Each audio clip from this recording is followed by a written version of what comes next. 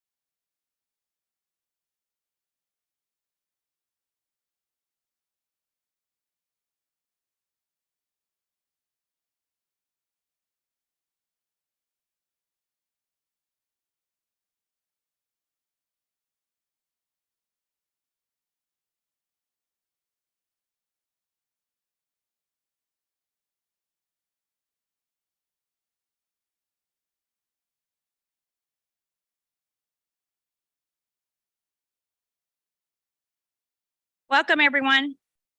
Notice is hereby given pursuant to the Texas Open Meetings Act, Vernon's annotated civil statute, Article 625217, that the city of Smithfield will conduct a council meeting and public hearing on September 11, 2023 at 6 p.m. at City Hall, located at 317 Main Street, Smithfield, Texas. Call the meeting to order. Councilman Etheridge, will you lead us in invocation? Thank you, Mayor. I sure will. Bow your heads. Heavenly Father, please bless this gathering as well as each member of our community. Thank you for our many blessings, which we oftentimes take for granted, and especially on this day, the 22nd anniversary of the deadliest terror attack on U.S. soil. Let us be mindful of the benefits that accrue to each of us as American citizens and be reminded that there are far more ways in which we are united than we are divided. Please, Father, cause us each to be more aware of those around us who are less fortunate and deserving of support, and move us to take actions to help those. Be with those who are suffering or grieving, that they might be comforted, and be with those too who might be separated from family. Watch over and protect the men and women in uniform who serve our country, both here and abroad, as well as our first responders. And please, Father, give this council the wisdom and vision to make the best decisions for our community as a whole, and the ability to work together in harmony and with mutual respect, even when there are honest disagreements. All this we pray in Jesus' name. Amen. Amen. Pledge of Allegiance.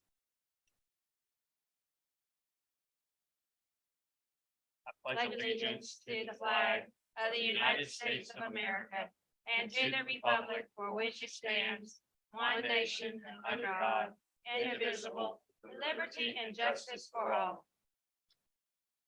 Honor the Texas flag. I pledge allegiance to thee, Texas, one state under God, one indivisible.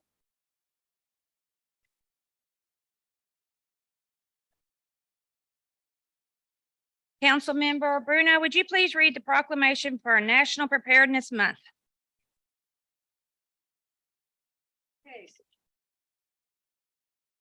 September is National Preparedness Month. Whereas the Capital Area Council of Governments, CAPCOG, is a political subdivision of the state serving Bastrop, Blanco, Burnett, Caldwell, Fayette, Hayes, Lee, Llano, Travis, and Williamson counties. And whereas the state of Texas historically leads the nation in the number of federally declared disasters, be they natural disasters, technological, or human caused. And whereas the National Preparedness Month is an opportunity for Capital Area Council of Governments to inform and educate residents, businesses, schools, and communities in the region to be more prepared by developing the capabilities needed to prevent, protect against, respond to, recover from, and mitigate against all threats and hazards. Whereas preparedness is a responsibility of every resident of the 10-county capital region, CAPCOG region. And whereas preparedness is a national priority with the goal of shared individual and community safety and resilience. And whereas personal, business, animal, and private sector preparedness may serve to mitigate the impacts of various emergencies, incidents, and disasters in the CAPCOG region. And whereas the CAPCOG Executive Committee encourages all residents to participate in preparedness activities, and we are asked to review preparedness information at ready.gov and to sign up to receive emergency alerts via the warncentraltexas.org, which can be downloaded onto your phones, to become more knowledgeable and prepared. Therefore, be it resolved that on behalf of the members of CAPCOG, the Executive Committee of the Capital Area Council of Governments hereby declares the month of September 2023 as CAPCOG Preparedness Month and encourages all residents, businesses, schools, and communities to develop emergency and resilient plans and to register at warncentraltexas.org to receive emergency alerts.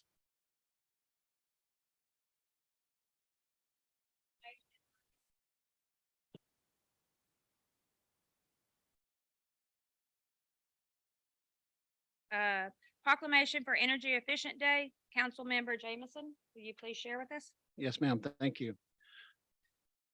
Whereas energy efficiency is the cheapest, quickest, and cleanest way to meet the city of Smithville's energy needs, avoid dangerous pollution, and reduce utility bills for residents and businesses in our community. And whereas implementing energy efficiency and other clean energy policies and programs can help boost economic opportunities and job creation while continuing to move the city of Smithville toward a sustainable future. And whereas smarter energy use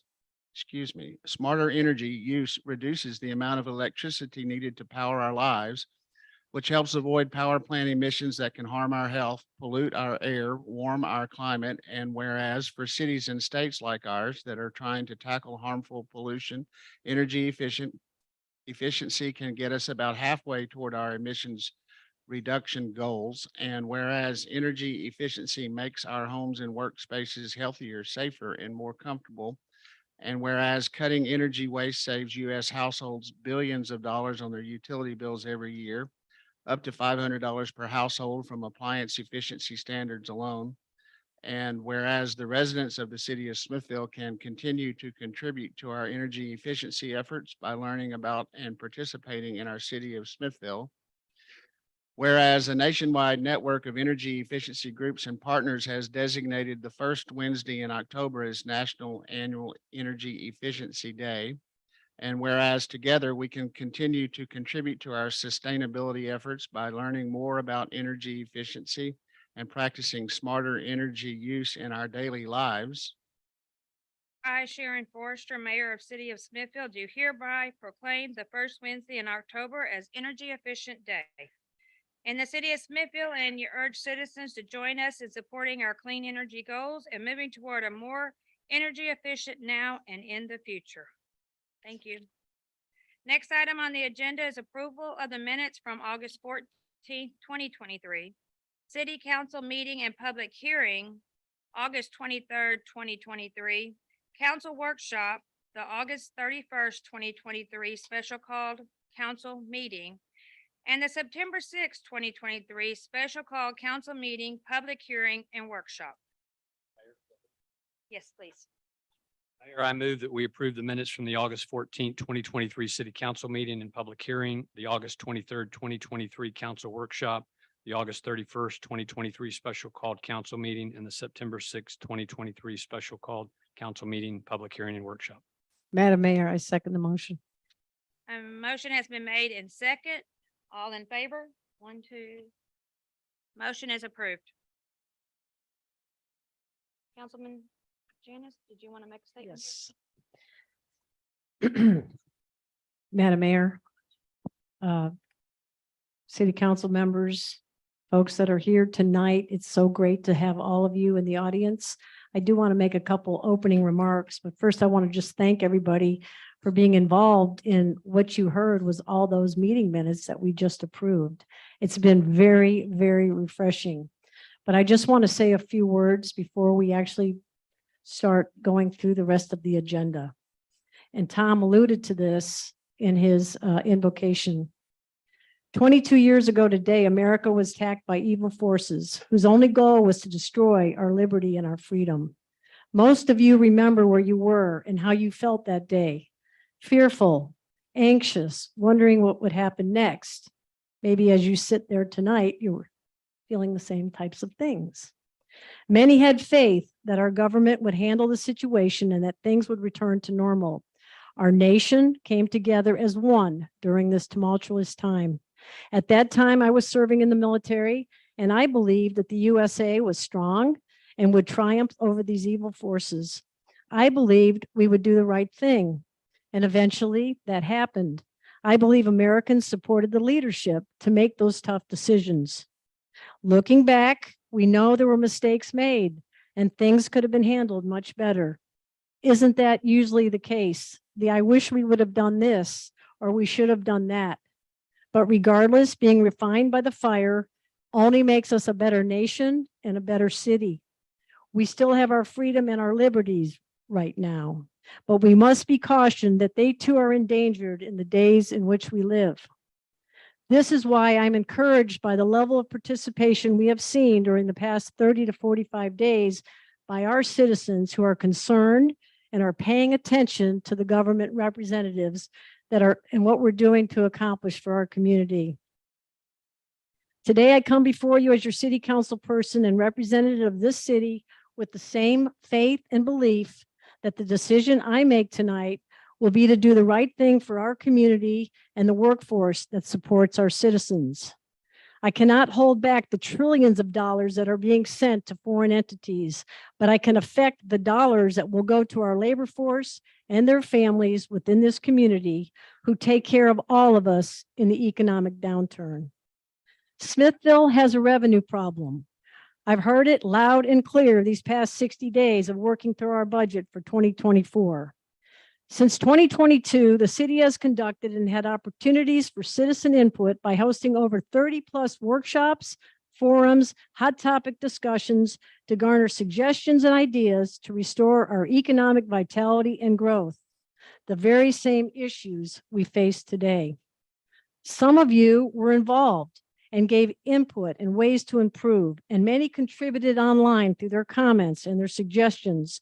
But again, many citizens were indifferent and allowed the few to proceed. And so here we are today, entrusted to decide on how best to approach opportunities for our future. We can manage what we can influence right now, our precious resource, the workforce of people who work to manage the infrastructure, protect our community, our police, fight our fires, our firefighters, manage our parks and recreation facilities, build, maintain the streets and alleys, manage the wastewater plants and water resources, and oversee many of the amenities that make for a vibrant and resilient community.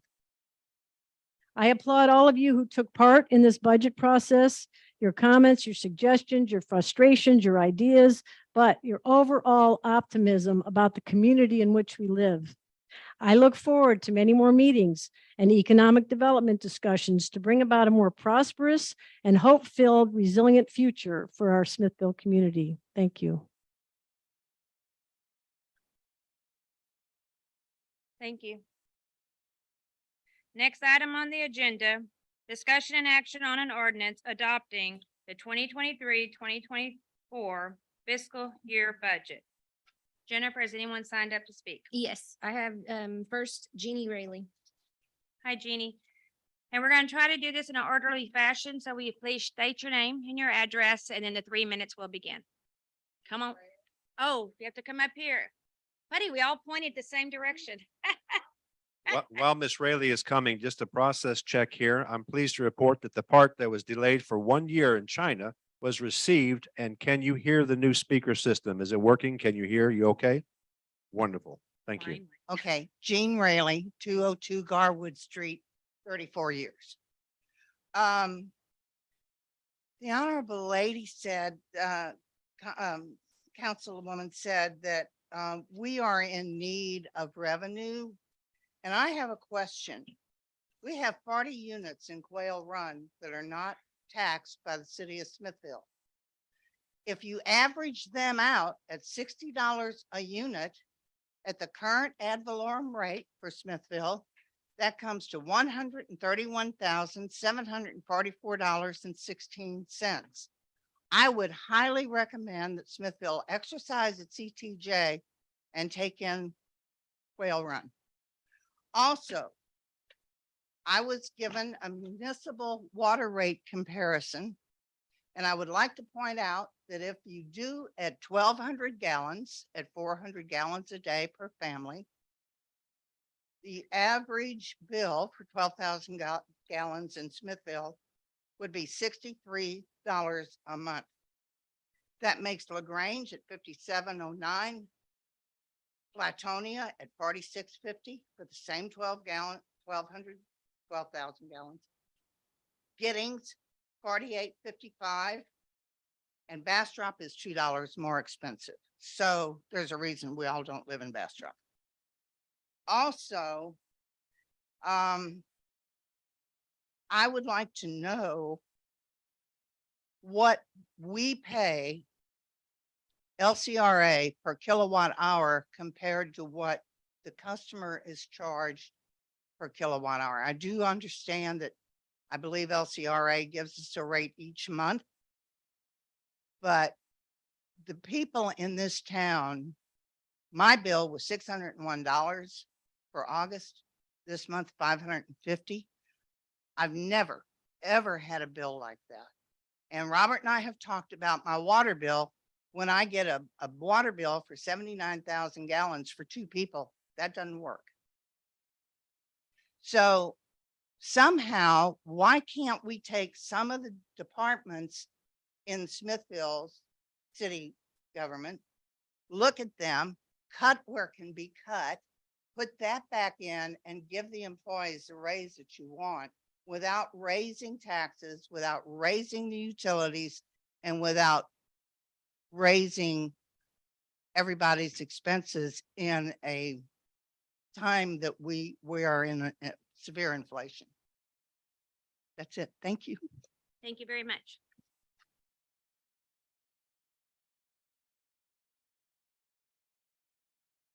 Next, I have Lee Kilgore. Ms. Lee, there.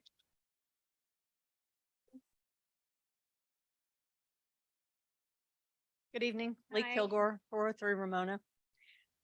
During the last few council meetings and workshops, council members have talked about economic development KPIs and that improving sales tax revenue should be considered as a KPI. It is also suggested that improving sales tax revenue would reduce the service fees in the 2024 budget.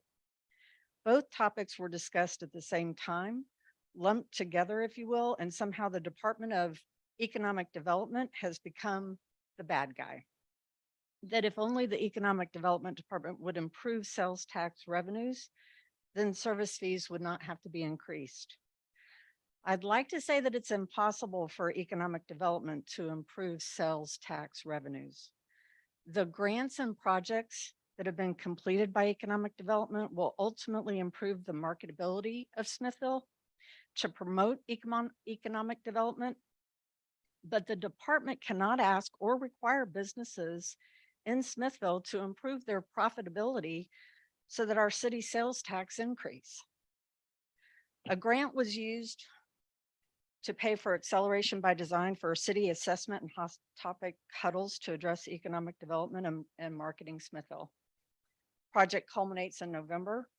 It makes sense to me that we would wait until that project is done before we have any department redesign or organizational decisions, and that we get to hear the recommendations from Lori.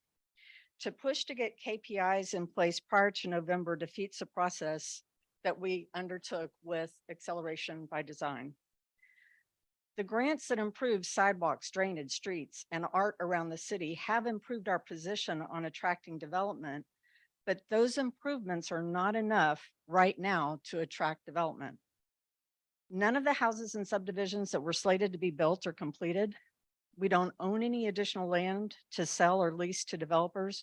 We don't have additional infrastructure in place, water or electricity to annex land. And I agree with the council members that we should certainly be planning for the future, which is what acceleration by design is designed, no pun intended, to help us do. Let's let the process work. And I would like to hear from the council whether you agree with my statements. And if you do, help correct the narrative, send a clear message to the residents of Smithville about the Department of Economic Development and that there is no magic bullet that will improve sales tax revenue. Uncouple economic development from the idea that if the department did their job, then we would improve sales tax revenue. We can't take the money from salaried and hourly wage increase, give it to economic development in the hopes that sales taxes will increase. The hourly and salary employees deserve their increases, and I hope you approve the budget as planned. Thank you. Booyah. 2 seconds. Did you really? Bring it. Did you really? Did anybody want to comment? We're gonna go through all the citizen comments. Thank you. Good job. Next, I have Jenny Bush. Hi, Jenny.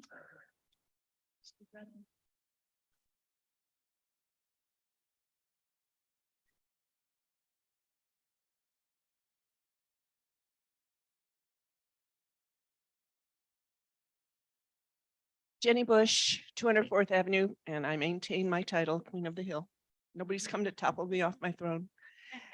Anyway, I really have not much more to say than I've said at all the other meetings. I expect this city council and our city employees and our leadership to take care of the problem that we, the citizens, have expressed to you, that we see and express. But I think that what I'd like to point out is, after going through 170 pages of documentation for this meeting, plus the 120 from the other two meetings, there's something going on that is demonstrating a rushed attitude, or a completing a process that has been done before that didn't solve the problem before. I'd like to see that a better look be taken at this budget. Nobody's saying that salaries and hourly wages should be reduced. We're just saying that maybe we have to pay for them in a different way. Maybe we have to take a better look at each line in each department and see what has been overcharged or could be reduced. That's how I would do it in a home-based budget. So I don't see any difference in a city-based budget. Please relook at this budget and find other ways to take care of what you want. Also, a huge raise for each category of need might have been done in a step program instead of just immediately do it this year. And putting ourselves in debt for that is just not the sanest, and it's not sustainable. We keep doing that every year. We get ourselves into larger and larger debt. Somewhere I saw in our paperwork, and I think we're going to hear about it tonight, that we've got some kind of a $10 million note or something we've got to pay off over so many years. I mean, this is just too much for a little city like this. Anyway, thank you. Somebody else can have my minute. Oh, thank you, Jenny. Next, I have Brittany Olvera.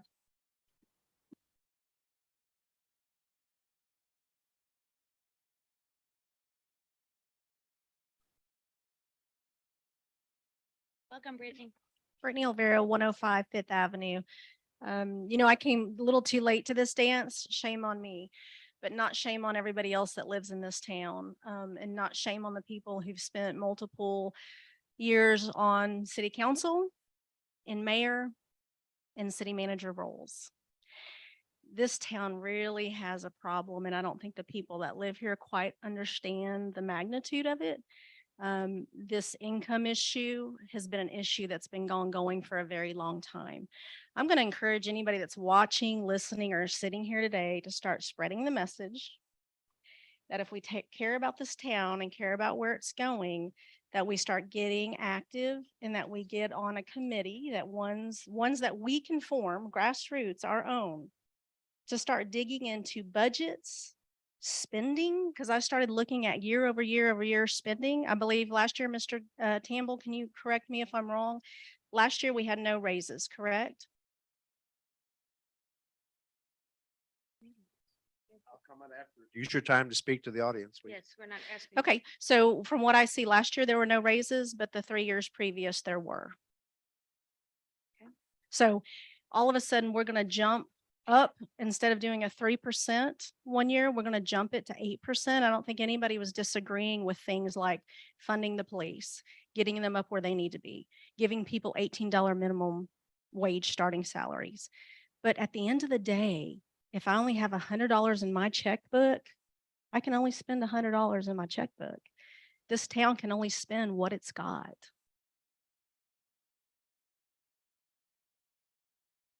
That's it. Now, can I get an answer to my question though? We're just gonna go through all the citizen Okay. comments. Thank you.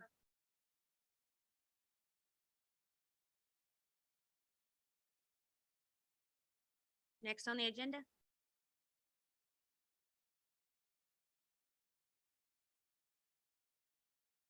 Okay.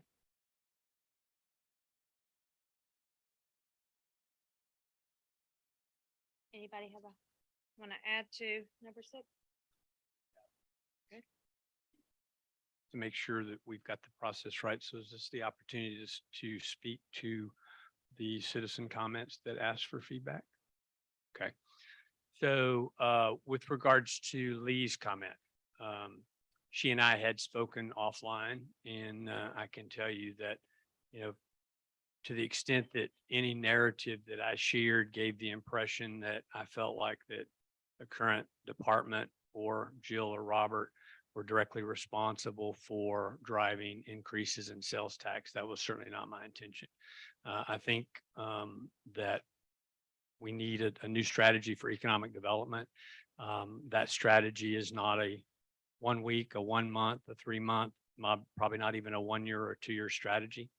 You eat an elephant a bite at a time. I think this is a 3, 5, and 7 year plan. I think we have to have things like a policy or a strategy for annexation of land along 71. I think we have to have a strategy for financing the acquisition of land that would potentially provide a land seed to an economic development corporation or just a city department that allows us to attract employers and businesses to town. Those are what I view as being real strategic issues, not whether we go and try to do something that is going to increase the number of sandwiches that Cami sells at Old World. Although I certainly hope that happens when the tide rises. So I appreciate Lee's comments, and I will, respectfully apologize if that was the impression that I gave. It certainly wasn't my intention. I do feel very, very strongly that my support of this budget is uncoupled. It's not formally tied to it, but I've said several times in these workshops that I fully expect an intellectually honest, aggressive hearing, totally separate from budget, where the public can come just like you've spoken out about the budget, and you can speak out about economic development, how to staff it, what the strategy should be, how we're going to measure it, what the KPIs are. It's a totally different issue, but I don't think that we can push that can. We certainly should wait until November to get that feedback, but I'm not willing to wait 18 months for a comprehensive plan before we start dealing with the strategy for economic development. Be recognized. Thank you. In response to Ms. Rayleigh's comments, and I would now ask the city manager to make sure I understand this correctly. Quail Run is not within the city limits, correct? So it would have to be annexed in order for the property taxes to be collected. Correct. So I hope, Ms. Riley, that helps you with that portion. We're very, very restricted in our ability to annex. Matter of fact, we pretty much can't do it unless it's on a voluntary basis. So yes, that is significant property tax revenue that the city would have available, but at this point, we don't have the ability to bring that into play. Councilmember Jameson, can I add to that, please? Yes, sir. So I have been working with Mr. Evers, who's the individual who owns Quail Run, for the better part of 10 years, trying to annex that property. There was ownership issues regarding that property. He finally got the whole thing. As Councilmember Jameson said, yes, it's voluntary annexation. We can no longer go after properties to expand our ETJ. So to do this, Mr. Evers said, well, what's in it for me? If I'm going to start paying property taxes on 40 units at Quail Run, what do I get in return? And our negotiations has been, he wanted or wants the streets. Once you annex, the city now owns the streets. He wants those streets widened, new sidewalks, new utilities. It wasn't a sound ROI at this time. So that's why we haven't pursued annexation of Quail Run.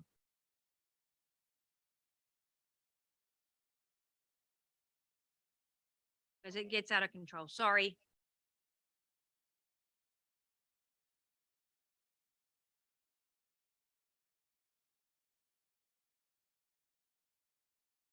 As I said, let me respond to some of these questions. Quail Run, the annexation, I think I've answered that for now. Ms. Oliveira, 3% was what we gave in 2022, and it was a COLA across the board. 5% merit-based performance. 3%. Certainly. Mayor, point of order before we move into item 7. I thought we were about to move. I'm sorry. Before we move to 7, I just want to make sure where it is we're going to hear comments from Mr. McKinley. McCliney. Sorry about that in terms of the process that's associated with the I'm looking at it and it's after item 7. I just want to make sure that we have an opportunity to hear from him or ask him questions before we take action on item 7.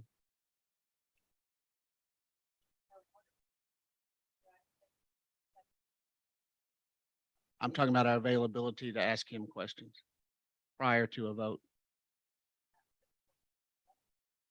That's what I'm asking for the.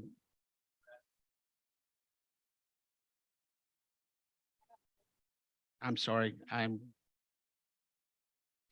completely out of order. Yeah, lost my spot there. Excuse me for that. The question's still the same, though. Will we be able to hear from him before we take action? Thank you. Well, I'm sorry, Mayor, I'm sorry. I have questions of him before we vote or take action on the budget. I'm clearly not making myself, I'm not communicating very well. You have to take action on 6 before moving to 7. If you don't pass the budget, you can't pass the tax note. If you don't pass the tax note, you can't set the tax rate.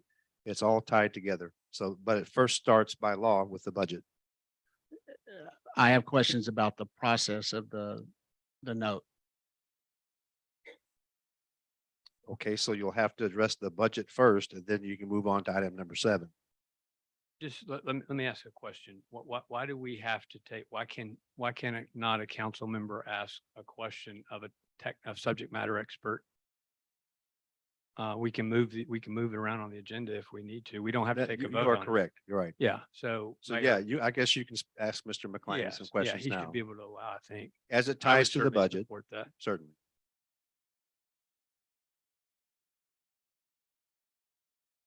Thank you. Mayor and council, would it be best just kind of go through, item 7 is the agenda, the agenda, go through the process without having a vote? How would you like me to do this? Or just I can answer questions? I can kind of give an overview of what we've done? Process without a vote is what you can do. Yeah. Very helpful for me. Okay. And if I need to be educated, I'm sure that there are other people No, who need to of hear it too. course. So we began this process. I look back in May, after taxable values were received by the city in April. Started working with Cynthia and Robert, numbers that we started sending in April. In May, after you started getting to know where your financial position would be going forward. The appraisal district, I think it was April 25th, is required to give us estimated values going forward. As we started to work with staff to come up with different ideas of funding different projects, no decisions have been made, just general discussion so they could go to council. In August, we had a council meeting with my partner, Andrew Friedman, went over projects and got permission to proceed with a $3 million tax note. That $3 million tax note is what's going to be considered by city council today on the agenda. That's the next, that's item number 7. With your permission, meaning the council saying, yes, this makes sense, let's go ahead and proceed.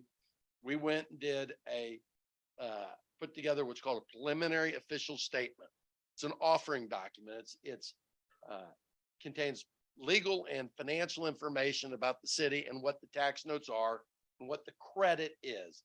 Credit meaning what supports those bonds, those tax notes.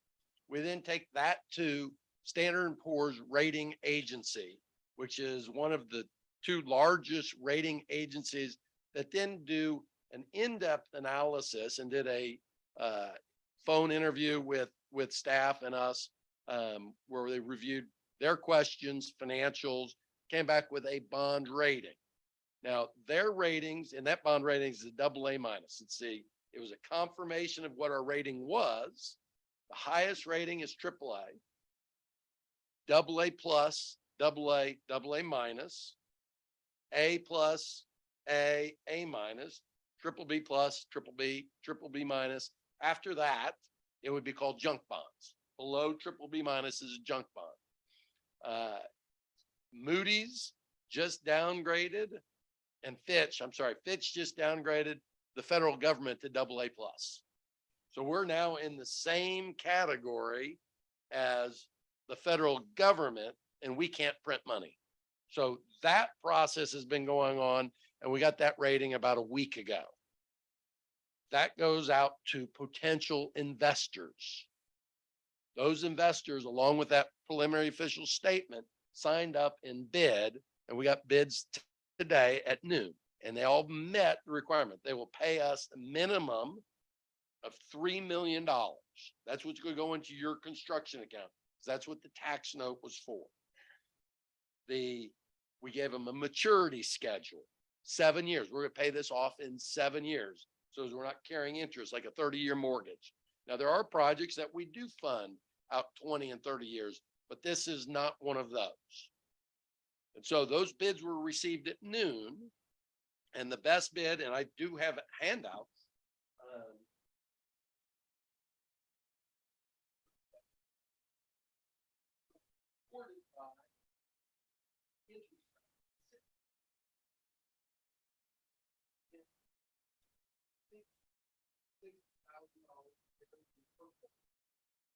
And in that process, we received bids, and in this instance, the best bid was Raymond James and Associates.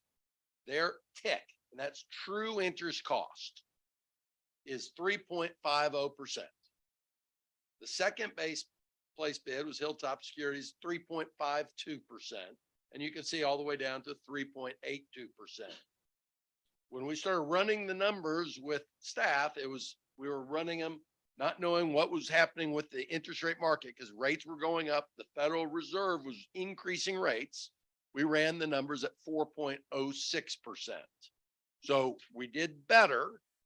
And then after the bid, because we got a lower interest rate, we adjusted principal and paid it off even faster. We paid a little bit more principal earlier to get it paid off quicker. So that then gets back to the purchaser. The purchaser says, yep, we agree with these numbers. This is the right, everything's good. Now it's awarded to that purchaser subject to city council approval this evening. And so that's been the process since 1st April when we got the taxable values, and May when we started running numbers with city staff. Is that clear? Did I give you the information that you're looking for? Most of it. That's excellent. Thank you. The question that I have in terms of the steps that took place today, what is the impact of that on the budget, the dollar amount of the budget approved tonight? Okay, so we would look at 1 year.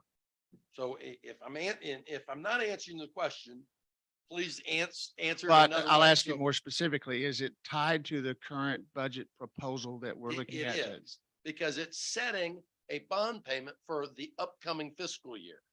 But is that not premature to us having a budget passed? They go hand in hand. So it's the chicken and the egg type deal. So cities can borrow during the fiscal year. So we could borrow in February. So you're not doing your budget in February. And you borrow so anytime during the year you can borrow. So once it's borrowed, you now have the obligation. So now the budget comes along, and if you had the bond payment, you have to budget that. So the credit, what does an investor look at directly for these bonds? They look at full faith and credit of the city, taxing power of the city. We may pay for it from different sources, but the investors, and again, these investors are all throughout the country. They don't necessarily understand and come to Smithville. They're trying to say, okay, how do we buy this bond versus a bond in Jefferson City, Missouri, or Tampa, Florida? So they look at the bond rating, but they also look at what the credit is. What are they comfortable with? And the full faith and credit is what they're comfortable with. So when a bond is sold, and I lump bond and notes and certificates of obligation together. When it's sold, you now have an obligation. If the city does not make bond payment, the bondholders together sue the city and force them to raise taxes because that's the credit. That's what you've done when you sell bonds. So, does the, chicken and the egg. So you can sell during the year and that obligation is there and then you're budgeting it for that amount. Here, in this case, if we do the budget first, we're setting the amount and then the bond payment is in that amount. Which element of the budget, as long as The INS tax. as long as that is set in the budget, not necessarily the total expenses, as long as we're covering the INS portion of it, is that good? Yes, and that's the INS part of the tax rate. So your tax, and then, again, you've probably gone through this all with budget during the last couple of months. Your tax rate's composed of two components: maintenance operation, salaries, electric bill, anything like that, police, anything. And then there's the INS tax rate, interest and sinking fund. That's only for debt. So those two, this is relying on the INS fund for payment. That's the tax it's covering. Okay. Mayor, I don't mean to monopolize this. The one question I've got left in terms of that is, you're telling me as long as the INS portion is covered in this budget, that the total budget proposal expenditure still can be adjusted? Your budget is, for police, for example, is unless we're transferring money from the police department to cover these, your budget is your budget. Thank you. Let me ask a question. I think this is really important because I think there's a lot of features to this that isn't very well understood. I've learned some of it recently and I just happen to have a little bit of a finance background. We've got a 7-year payback. Is it fully amortized and how does the principal get paid back? Is it equal installments, No. 1/7, or is it a full amortization based on a? It is going to be fully amortized. The annual payment after year one. Uh-huh. So year one, it's $223,000. Okay. Year two, it's 501. Right. Now that's principal and interest. Right. Year three, it's 521, 554, 560 for the Yeah. last 3 years. Okay. And that was to handle the ad valorem growth and Right. other debt going away. Yeah, I understand. So a couple other things I think is important for my colleagues to just be exposed to and aware of. This is a non-redeemable. So you borrow theoretically, we borrow the $3 million. They sell you put the money in the bank. We can earn interest on that money up to the amount that we're paying. We're not allowed by IRS to arbitrage positive. So even though we could go out today and probably get a 4 or 4.5% CD, and we're only paying presumably 3.5, there's some profit there. We're not allowed to do that because it violates the tax exempt status and that's probably in our Correct. document. But also incorrect. If we spend 85% within 3 years, Right. you can make 6%. As long You as we can- spend 85% of it in 3 yes. years. The other thing that's really important for people to understand, Robert put together this list of capital expenditures that would qualify. Want to reiterate something that was mentioned at every workshop. We have not decided exactly what to spend that money on. I know there's a lot of conversation about security cameras and playgrounds and all of that. Those were just, Robert was giving us an idea of the types of things that we could spend that money. We have not made the decision for how to spend that 3 million. So those will be dealt with at future council meetings when Robert comes in and chooses how to spend that money. So we could not spend any of that money. I mean, theoretically, we could keep the whole 3 million in the account and we just couldn't, we'd have to keep it and pay the full interest for the full 7 years that we were contracted to. And we could conceivably earn interest on that money up to the coupon amount and having not spent anything, and we wouldn't be out anything. We would make the same amount presumably on the CD as we are paying in interest, and we would have the principal sitting in the account. We could give the money back. So whatever portion of the 3 million we decide as a community or as a council, we don't want to spend, we don't have to spend. It just impacts some of the other provisions, but we're not forced to spend it. But remember, just like your household budget, you don't go out and very few people go out and pay cash for a house. Financing is an important part of funding your operations. And we've got our debt aligned with our assets. We're funding long-term assets with long-term debt, which is the way you're supposed to set up, your balance sheet. So everything in my view that is being proposed here is very appropriate. I was most concerned to make sure that we were going to have an after issuance AA- bond rating. That has been confirmed. That was the purpose of that exercise, is to make sure that we wouldn't be borrowing money. And then after we borrowed it, end up with a lower bond rating. We wanted to make sure it wasn't going to negatively impact that, which The- confirmed that that's what happened. And in fact, you have upward pressure, meaning your rating's pushing towards a double yeah, A. we're more biased upwards on our Yes, bond rating than yes. downward. Okay, so that's good. So anyway, I just wanted to point those things out because I think those are important and people wouldn't intuitively know to Now, ask now, those. we gave categories in, the purposes. We have categories. We have to remain in those categories. So it can't be used for something that's not in that category. And if money is not spent, it has to go back towards the bonds. 1431 amended, the Texas Code 1431 amended is anticipation notes is where this falls Mhm. under, Yes. but it's specifically a tax note. So you cannot use it for operational general Correct. expenditures. It has to be INS. So it is an anticipation note, but it's specifically a tax note regulated by 1431 amended For, Texas for, Code. for capital. Yeah, for cap. Okay, perfect.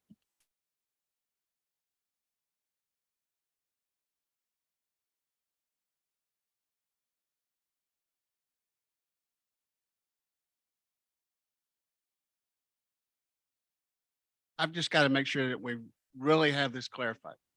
So if we're about to take action on the ordinance that adopts the fiscal year budget as proposed right now, is it possible for us to change that total expenditure, the total? So I'm not going to I won't pretend to be an expert on the M and O side of the budget. Right. I really just do debt.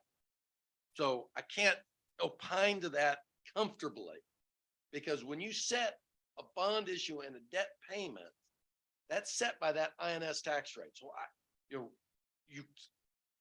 could you lower the INS if you find other funds and move it over, transfer it over on the budget to debt service? You can do that, but you have to find other funds, because when you set a tax rate, you have to say you're covering it, set a tax rate and the bonds, you're covering the bond payment. So if all of a sudden there's not a line item transfer saying you use the whole amount, $223,000, you don't have payment for that, bondholders would come in and say that's a problem. Okay.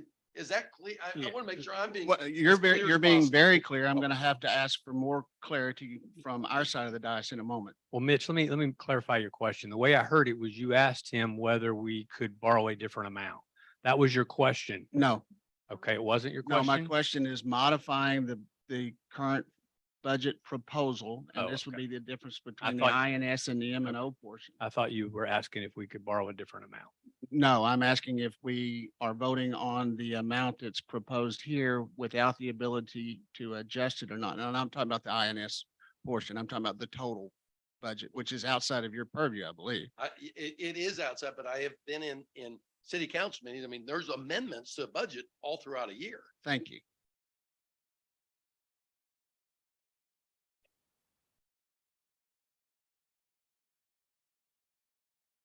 Can I ask a question, Madam Mayor? So the proposed series 2023 that we received with the new debt for 2023 is 224,623 is what you're saying for the first year? We pay- 223, Oh, it went, 833. so it went down. Okay. Now, that was because we're matching what we were targeting in, and we can only be Right. within about $5,000. Now, there is and that may have been included, a $400 a year paying agent fee. So that may capture that too. That's a paying agent's person that keeps track of who owns the bonds, because someone that buys them today may sell them. And the city doesn't want to be on track of keeping track of all the bondholders. So the bond payment is going to be 223,833, but there's likely to be a $400 payment by the paying agent on top of that. And that's just an annual fee that can be included in the bond payments. Yeah. I just want to be No, fully no, it transparent. it adds up. I'm looking at it. Thank you.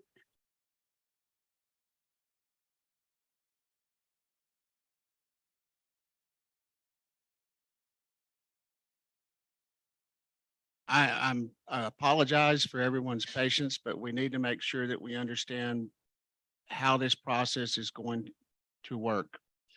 So I do have a statement and I intend to make a motion to amend the budget as proposed, but I want to make sure that we're not going straight to a vote. This is the discussion, right? We're acting as if a motion has been made. That's what I Well, was told. if you have an amendment, Councilmember Jameson, it sounds like you also have a motion in mind. I will be moving to amend, but I want to make sure that we have a motion about the proposed budget in place. So is your proposed or prospective amendment to a motion to approve as is, as presented? That's the assumption. I'm Okay. making. Yeah. All right. So that's the assumption It's you're an making. affirmative Okay. amendment, yes. Affirmative motion. This can get really confusing.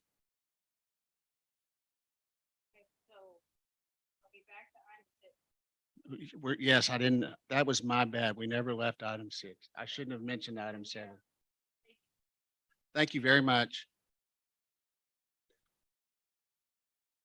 So Mayor, let me ask a Oh. question. City manager, if you don't mind, I know there was some dialogue, some communication about changing COLA to a merit pool and carving, your increase out and having the council deal with any increase to the city manager when they do the city manager review at the end of the year. Is that still, in your mind, an acceptable amendment or change to the budget? It doesn't change the dollar amount, so I don't think it impacts at all what was proposed here, but it does make some tweaks to where the COLA becomes merit. And then the issue of whether or not any employee in that COLA pool, regardless of their perceived performance, would get the same amount. It at least creates that to be a merit pool that the city manager would come back and present to the council, the merit categories for how he would award that. Is that still acceptable to you? I will do as you direct, sir. Yes. Well, it came from you, so I just want to confirm. I It is feel, ex- I yes, it feel is very, acceptable. okay, It is. I feel very much biased towards, as surprising as this may be to some people based on my experience, I am biased towards sticking in our lanes. The city council is here to set policy. The city manager is here to run the day-to-day of the city. I'm not here every day. I don't work with the employees every day. I think Mr. Campbell has great technical skills. I think he served the city well. I think that things have happened in this last fiscal year that Robert has done on his own to make sure that we cover the shortfall that occurred because there were no houses built. That was no fault of his own. He adjusted personnel categories to where we ended up not only with, not getting out of balance because our utility revenues weren't where we thought they were going to be, but also we ended up with a little bit of a surplus, if I remember right, Cynthia, this last year. We got one more month, so maybe it won't be by the time it's done. But anyway, the point I'm making is we defer a lot to the city manager to manage the day-to-day and to make these recommendations to us. And I have a pretty strong bias towards not going too much against that unless there's a compelling reason for that. So I personally love the idea of converting the across the board COLA to a merit base, particularly given that the city manager will come and help explain to us how that merit performance is going to work. So I'm prepared to make a motion unless anybody else feels so inclined.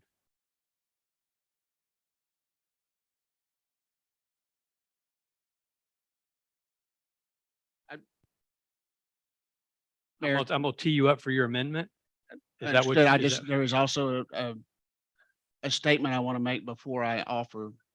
Would you like to make it now? I'll be I glad just to want to let you make do it sure now. when I'm not stepping on any. No, please do. procedural No, toast. no, there's nothing, no Right. motion been made. Please do. Okay, we're back on number 6. Yeah, after that, I'm going We to had- propose a motion be made, but let him have his time to comment. Okay. Thank you again, and thank you for your patience. And I want to make sure in my opening statement here that the city manager reacted to input from the council in workshop number 1. And he made adjustments that came to the point where the proposal that we have in front of us here tonight. So he reacted to our input. Since then, I've had a great learning experience from hearing from the community, and a large majority of the feedback I've received has been opposed to some, most, or all of the increased spending from the original budget proposal in workshop 1. The majority of that feedback has been in support of the original budget with an 8.5% equity adjustment for our non-exempt or our hourly employees, and a 5% COLA, which was for the exempt employees, the salary staff. The caveats to these comments, again, this is the majority of the feedback that I've received, both in one-on-one meetings, phone calls, emails that we've all been receiving here at the council. But the majority wanted to make sure that we carved out or protected the increases for the law enforcement, for the police department, which we were doing. That was a two-step proposal from the chief on that. And making sure that we do assist the fire department. Now, the other part of this is that because this is part of this budget, because I believe that there is a recycling fee per membership on a membership basis included in this budget. But the majority of people wanted us to leave recycling alone right now until we did a better, more comprehensive study on that. There's also been a consensus in investing in revenue growth with some really good ideas put forth, but there was an action item assigned, and that the city manager will be coming back to us before the end of the year with a recommendation on any type of evolution of the economic department and its staffing and its funding sources. At the same time, we as a council have an obligation to address the things that we can control, and we can control city staff compensation. I do understand that we're in the midst of an economic downturn, or some have described as a recession. And yes, all of us feel the impacts of that, but we can't control that. We can control the compensation for the city staff. We can address this need for a long overdue equity adjustment for the hourly employees. Just as we face roadblocks and impediments that can make it challenging for us to create an immediately impactful revenue growth plan. Many people have brought up the fact that we're landlocked, that we can't get legacy landowners around town or downtown to move forward with accepting new business opportunities or selling that land or that property.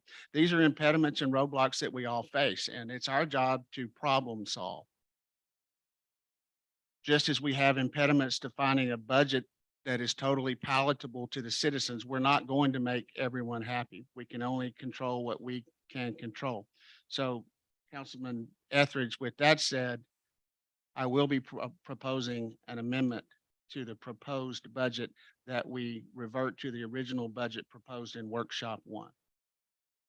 Can I ask a question either of Councilmember Jameson or maybe City Manager? What is the dollar amount difference between what's being proposed tonight and what was proposed in the original total dollar amount?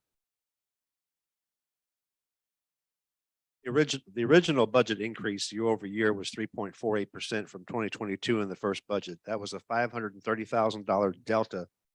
Second budget, when you asked me to go back and find more revenue to compensate the employees, as you know, to get them to that $18, that was $999, $998. Okay. So So 400. Okay, 400,000. so if you carve out the hourly employees and you just look at the change from the original plan, excluding the hourly employees and just looking at the exempt, what's the dollar amount difference in the exempt from the first plan to what we are tonight? Dollar amount was 48,000 in the first plan. Second plan was 69,000, $21,000 difference. So if everybody is supportive, and I don't want to presume, you know, what your position is, but if everybody seems to have been supportive of the pay for the hourly employees, the difference between the first plan and this one, as it relates to exempt, is about $70,000. Is that right? 69,000. 69,000. That's Right. about $70,000. Okay, Mayor, I'll make a motion. Tom, a point of information on that. The original budget proposal was for an 8.5% equity increase.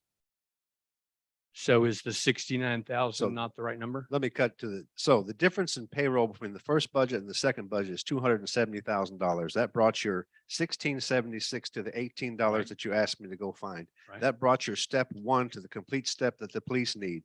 That also provided $97,000 for the fire department to purchase equipment and give them an extra stipend for each fire that they go to.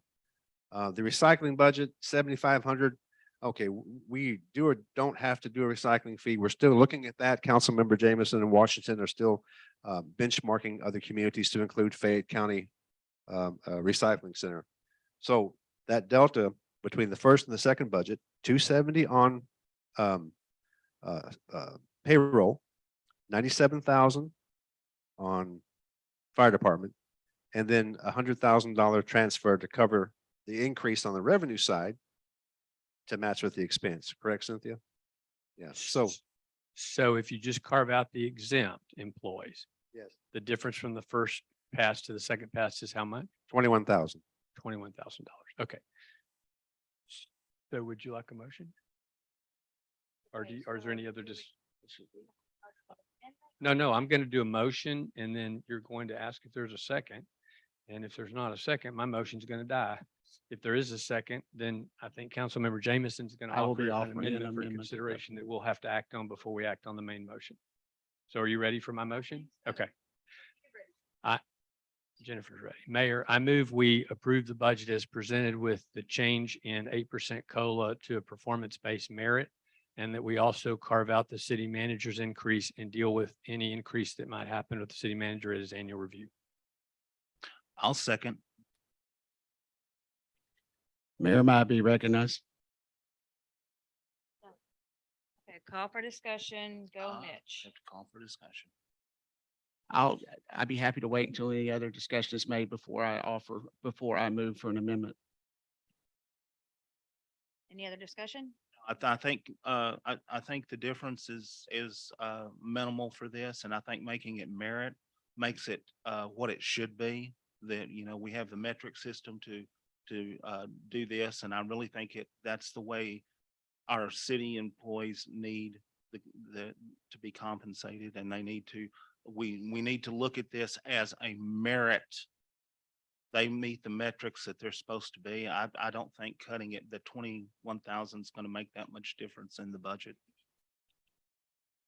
Understood. That's not going to be my motion, though. So does he make a motion here? I haven't yet. I will be. I just don't want to stop any further discussion. We're good. All in, You have a motion second. all in favor? Oh, No, not in favor.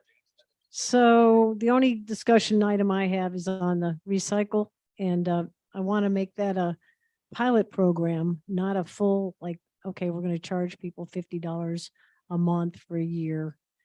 Make that a pilot program going forward. Would that be acceptable at this point? And then the other thing is on the $3 million tax note, really being able to sit down and have a special council meeting to really discuss each one of those line items and having smart objectives for each one of those line items that we proposed in the 3 million with public input. Those are my two comments. Does that just get added to the? That would require a motion.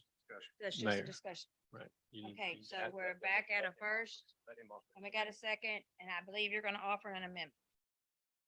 Is that where I am? Yes, All right, if speak. the rest of the council would allow me, if you'll entertain me to entertain a motion. Okay, I move that we amend the proposed budget to revert to the original budget proposed in workshop 1. And this is certainly open for discussion, and it appears to be we're negotiating right now.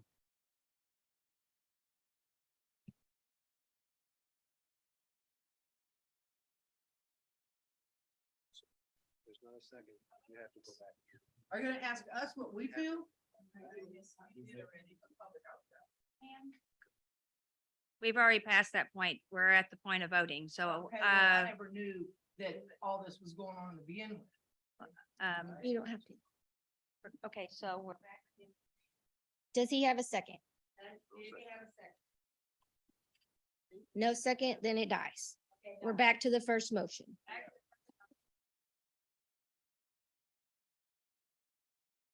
Main motion, take a vote. All in favor? 1, 2, 3, 4. All opposed? 1 opposed. Motion passes. Thank you. Where's the police?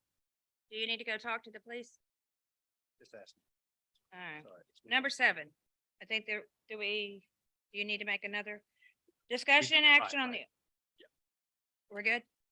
Discussion and action on an ordinance by the City Council of the City of Smithfield, Texas, authorizing the issue of the City of Smithfield, Texas Tax Note Series 2023, levying an annual ad valorem tax within the limitations prescribed by law for the payment of the obligations, prescribing the forms, terms, conditions, and resolving other matters incident and related to the issuance, sale, and delivery of the obligations, authorizing the execution of any necessary engagement agreement with the city's financial advisors and or bond counsel or other matters in connection therewith.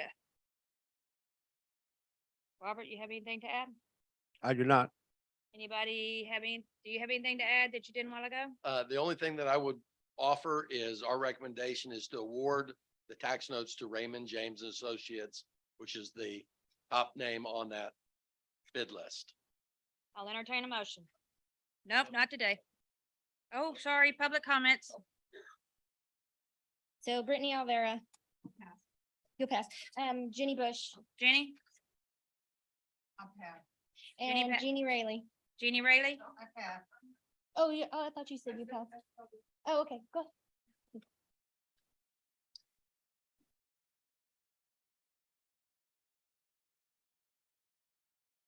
Jenny Bush, 204th Avenue, Queen of the Hill.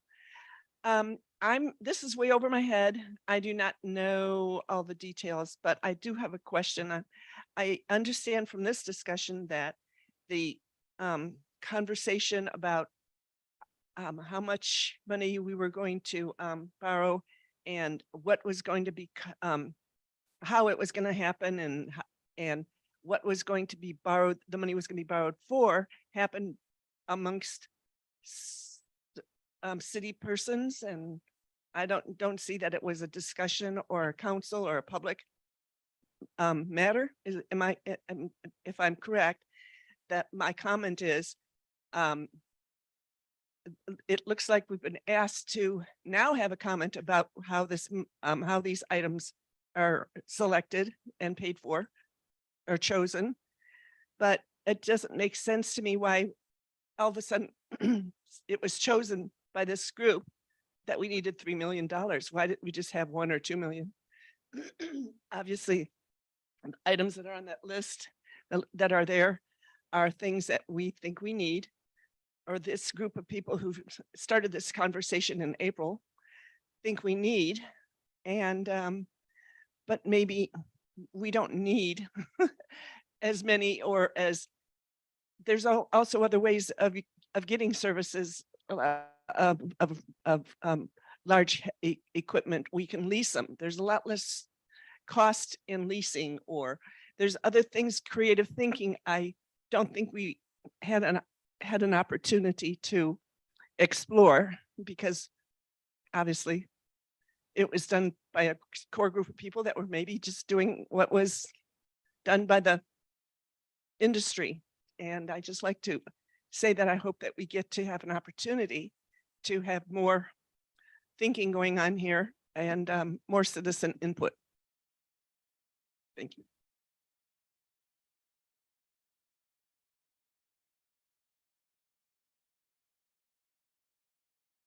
This is a discussion, so I want to address Jenny's remarks. And there was, I believe, pretty extensive disclosure and discussion about the tax note at the workshop. I don't remember the date, but maybe the 14th or 15th.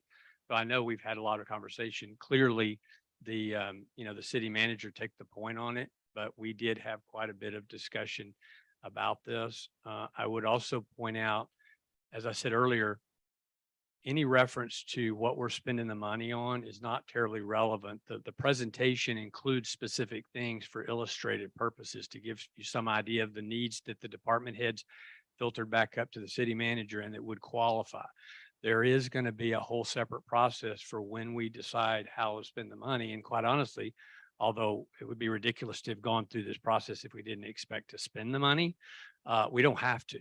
I mean, as I said earlier, you don't technically have to spend any of the money.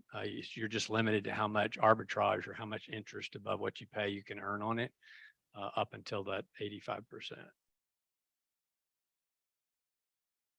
Wanted to address the comment about the $3 million tax note because it was discussed, like Tom was saying, on the 14th of August, and then it was discussed in 2 other budget workshops. So was discussed. Now, there were no citizen comments at the time.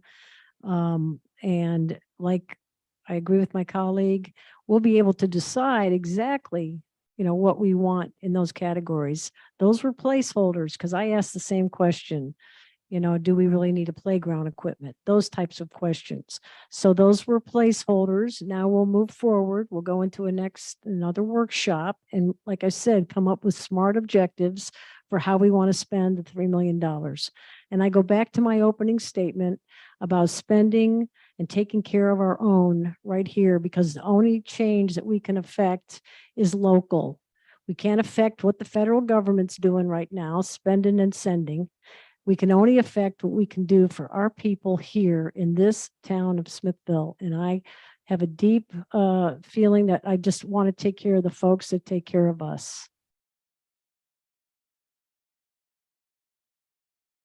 One statement, Mayor, before that, I just want the public to understand the process that we're going through. We just approved a budget, and the next steps we're taking is to make sure we're able to fund that budget.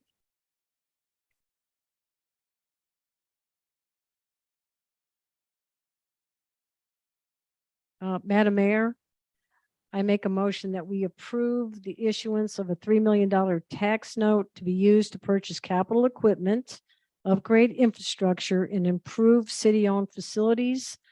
The approved bidder was Raymond James and Associates, Inc.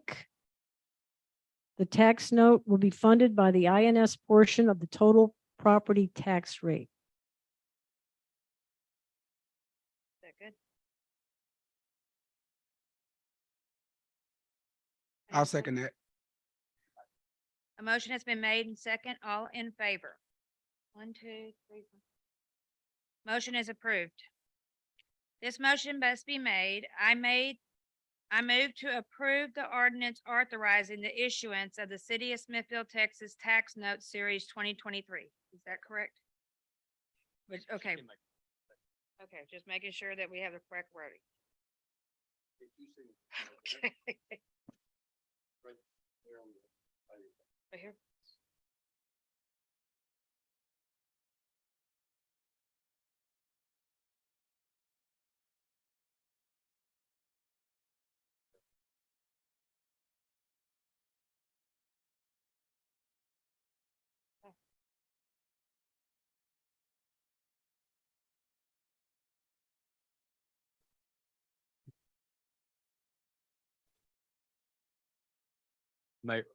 Mayor, quick question. Just procedurally, did we just do the ratification or are we getting ready to do the ratification? After, okay, thank you. Mark, thank you very much for coming out and for the explanation. That was very informative.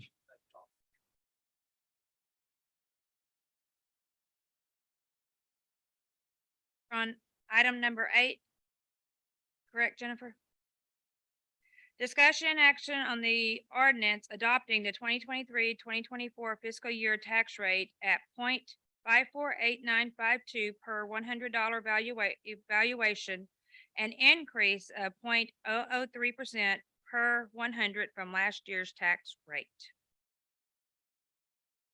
You want to add anything? Anybody want to add anything? Citizen comments? Thank you.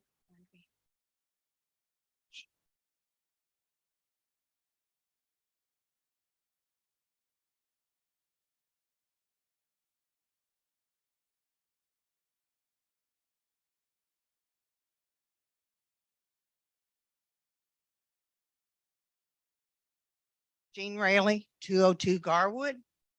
I'd like to say that anytime ad valorem taxes are raised, it affects our seniors the most. The 2020 federal census stated that there were 701 seniors over the age of 65 in Smithville, Texas. Now, the CAD will tell you that your tax rate is frozen, so your taxes are not going to go up. But that doesn't stop the appraiser from coming out and jacking up your appraisal at least 10%. And if you're not homesteaded, even more. So my concern with raising the property tax rate is that once you do it, then you do it every year, and it affects the seniors the most. They're homesteaded. Maybe they've been in those homes since 1960, where they raised their family. If you're getting $1,000 a month from Social Security, good luck in paying a $7,000 a year property tax. So I would appreciate if the council would consider not raising the ad valorem tax rate this year until we see how the economy in Smithville is going to go. Because if you hike up those taxes, you cannot sell the homes that are attached to those taxes. So that's all I ask. Just reconsider this. Think about it. It's not a lot, but it all adds up. Thank you very much.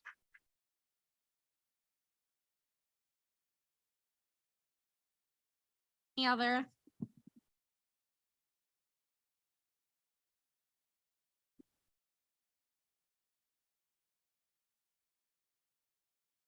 Brittany Olvera, 105 Fifth Avenue.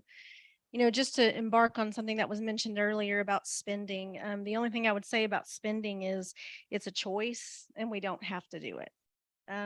Just because government and politics choose to make us believe we spend, we don't have to spend. On the ad valorem tax rate, I love looking at how we're being compared.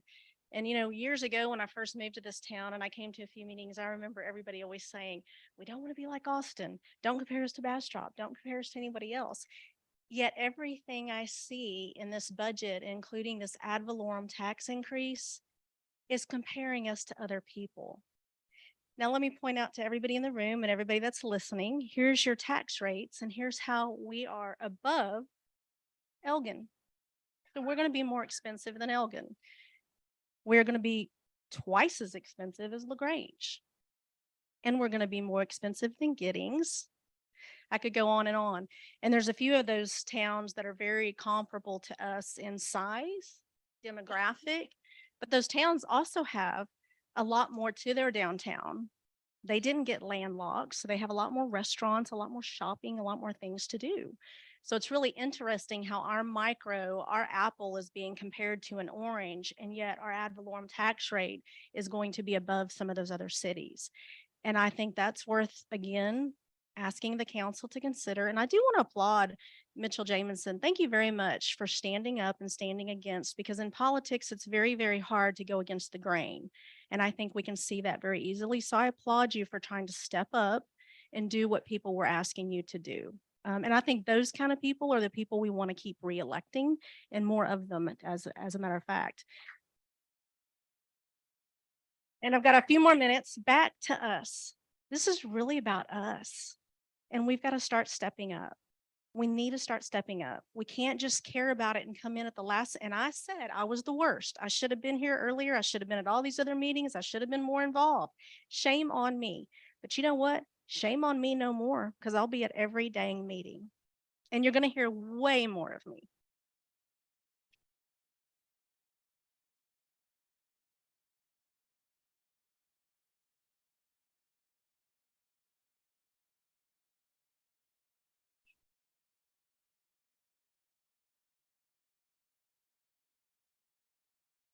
Mayor, I make a motion that we approve the new tax rate from 0.548952 per 100 valuation to increase 0.003 per 100 over last year's tax rate. Second. Motion has been made and second. All in Mayor, favor? before the vote, I just want to make the statement again, because after the motion is seconded, it still opens, we're still open to discussion. These steps that we're taking right now are to fund the budget that was passed. Oh, you're good. Thank you. I'm sorry, I didn't mean to rush you. Okay, motion's been made and second. All in favor? One, two, three. Any opposed? Motion is approved.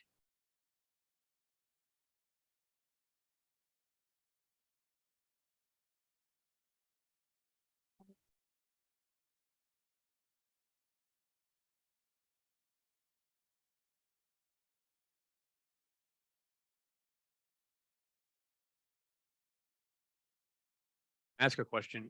Robert, I had asked you this a few weeks ago, and it is a little bit germane, I think, to the property tax. You know, the state legislature has a November referendum for property tax relief. Has our council been scheduled to come in and maybe give us some insights into what relief homeowners might expect to get from that $17 billion refund? I haven't scheduled anything formal, but Jason is still looking into that. Yes, sir. Okay, thanks.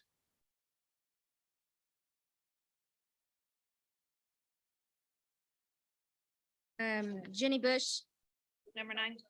9.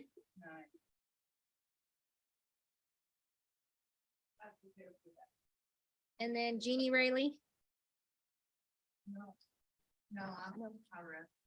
and then Britton's.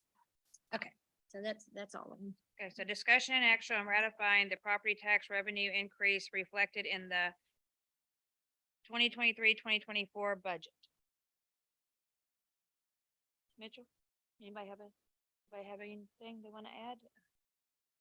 Entertain motion?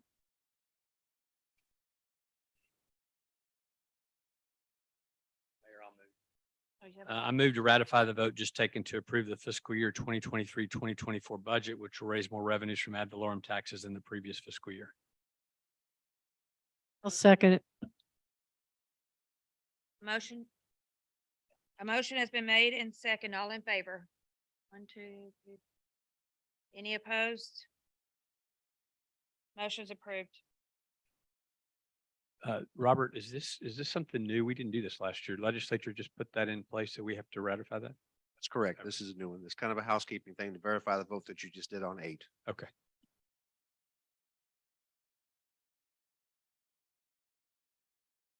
Planning and zoning. Come on down.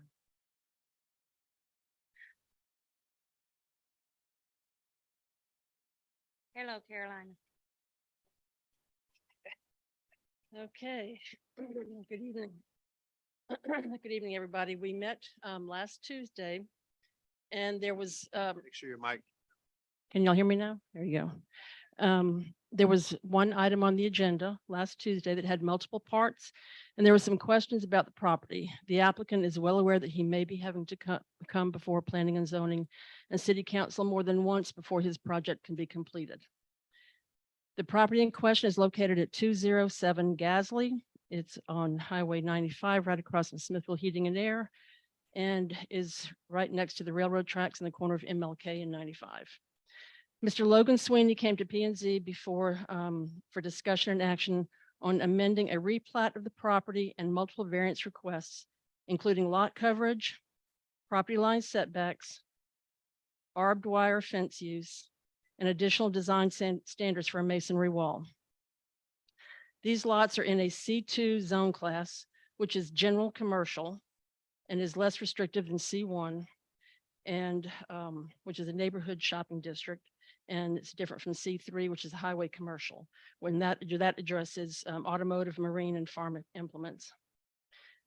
The first motion to replat the 4 lots into one plat passed unanimously, 4-0.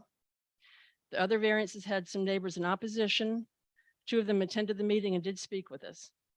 Their objections were cosmetic or aesthetics and safety related regarding access to the property and lack of sidewalks.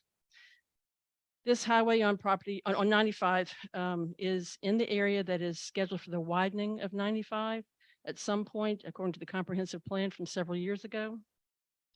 So the first variance regarding lot coverage kind of became a non-issue because Mr. Sweeney said he was going to be removing one of the lots, one of the storage buildings, which would decrease the lot coverage to less than 40%. So it became a non-issue. We did not vote on that. The lot line setback was for a 0 lot line on the south side, the MLK side of the property. The setback requirement is 10 feet.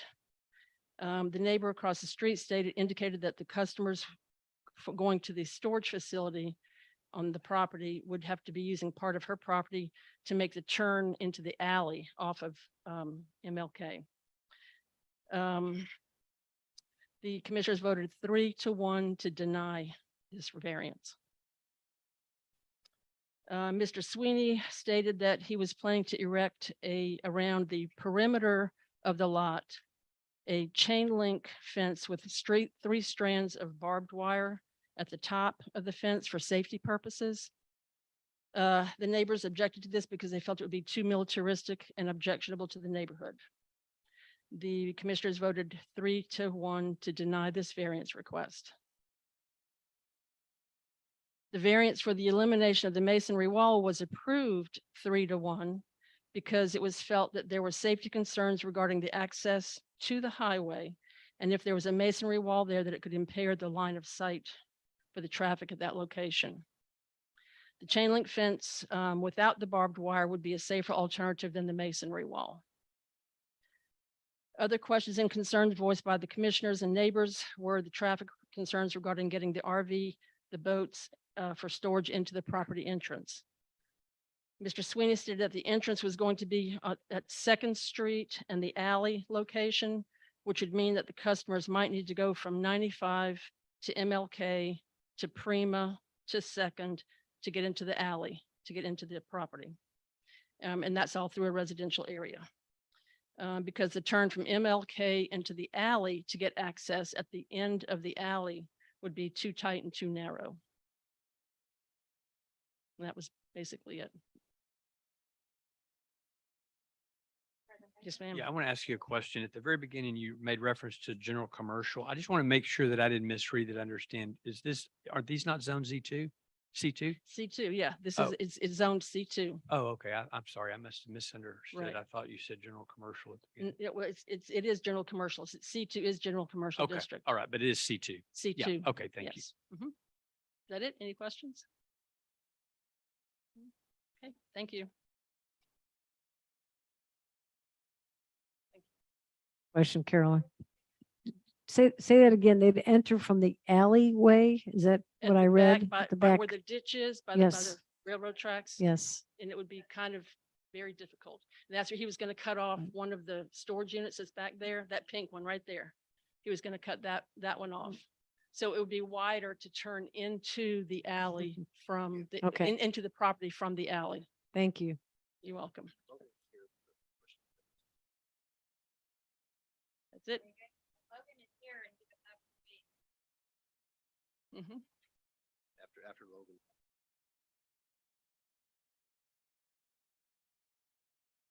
Good evening. She pretty much explained everything, I believe, but. You just probably got to opened it. pick the mic up. You're very tall so that everybody can hear you. Okay. Is Is that that- better? There you go. Okay. Thank you. Anybody have any questions for Logan? Say your name and where you live. Logan Sweeney, properties 207 Gasley. Madam Mayor, I have a question. Have you done a trial run of bringing in a large RV and or any other big piece of equipment down that alley? Have I you? have not. Okay. How about just a big truck?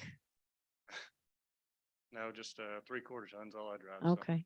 Okay. Thank you. Has there been a traffic study done?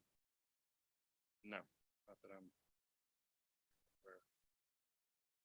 No, there has not been a traffic study done. He's up to do a minor replat from 4 to 1 and then consider the variances. If any commercial, as this would be a commercial entity, their plans would have to be reviewed by a third party. It would have to include a traffic study as well as a drainage study.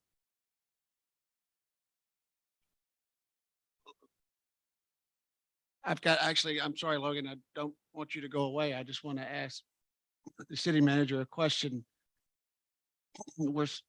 We seem to have an issue with the definition of being a warehousing and distribution facility. So are the variances moot right now? Do we need to advise that they go back to the drawing board? I assume that we're going to have to, if we choose to vote to approve or disapprove, we still have to go through that process. Well, the first order of business would be to approve or deny the replat. Then you can take the variances individually. Thank you.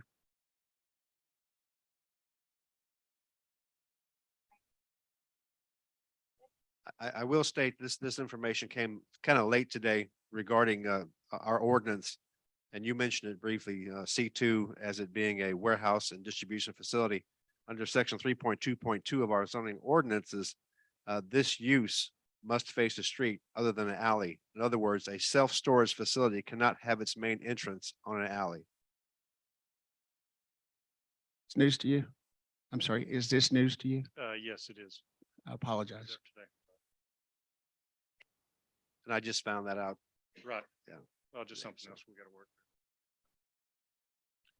Yeah, but we were upfront saying there's a lot of hoops to jump through with this. We met several times, you Right. and my staff, correct? Right. Thank you. Yeah.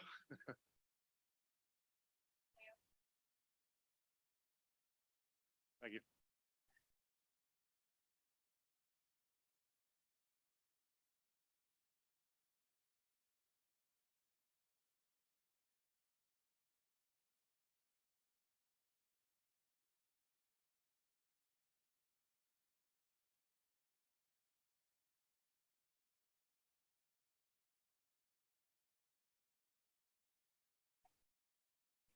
Yes, I have, first Stephanie DiStefano.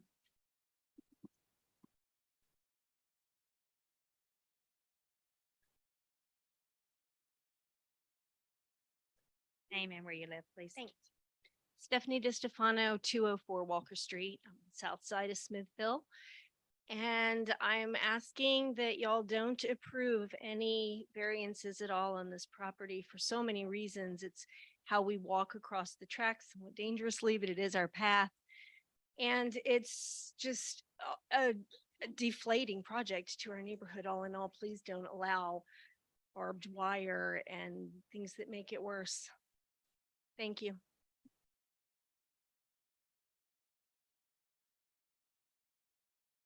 Jerry Ramirez.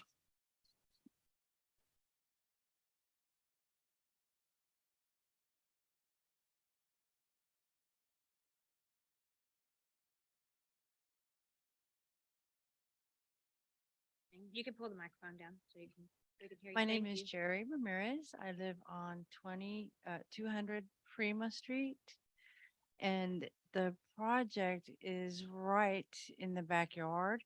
So they shouldn't be going down the streets. Their streets aren't big enough for them to turn the units or anything like that. And then there's the construction vehicles that are going to be coming through the neighborhood as well. So I think you should not do the project. Yeah, I think you shouldn't do the project. No barbed wire fencing. It's just gonna look horrible. Thank you.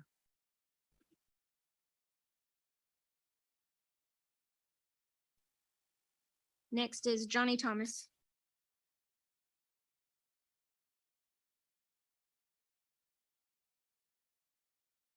Okay, I brought me a list and Stephanie only took, 304 Prima Street, Johnny Thomas. She already called my name. All right. I brought me a list of stuff, but I'm gonna fold that up and put it in my pocket. I have nothing against the mic. I have nothing against the young man want to do his business, but I heard a person say that they don't want a camper in front of their yard. But we're gonna have to look at campers and boats and storage every day. When we come out the house, this is what we have to look at. And we don't want this. We want to help Smithfield. And they're always saying why we don't have any business over on the south side. We got to improve it, but we can't put storage buildings there, right on the corner of Martin Luther King Boulevard in 95, while we have kids walking, while you have me walking, while you have people in wheelchairs going down the street. And this is what we have to deal with. Respect the neighborhood, respect Smithfield. This is what we're here for. And it's left up to you all. It's not left up to me. It's not left up to none of them. We can't do anything. But y'all are the ones that have control. Uh, I don't know how many been there. We got the house of Ruth. It's right there. And we're gonna put up a storage building and boats. Nobody wants this in their neighborhood. And barbed wire fence, barbed wire, concertina wire in our neighborhood. And that's okay, but it's left up to you all. Without y'all's help, it can't get done.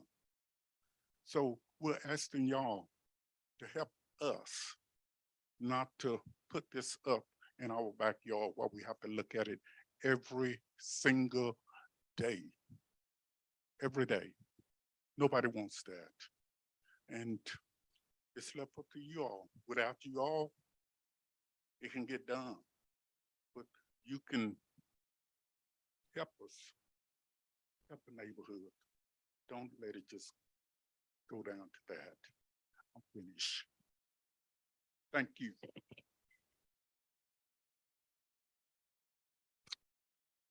Brenda Landeros. Pass, okay. Carlos Rodriguez.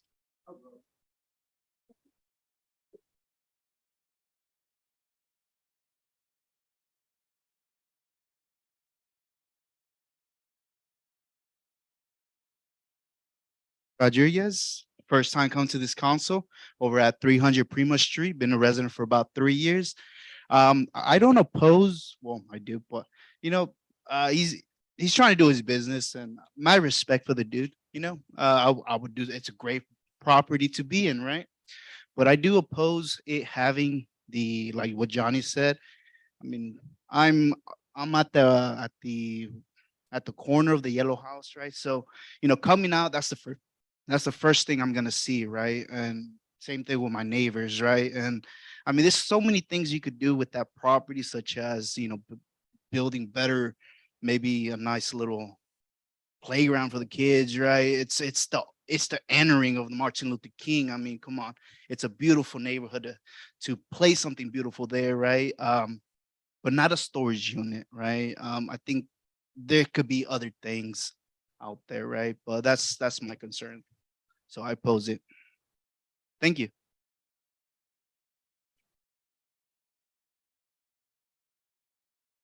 Pamela Duncan.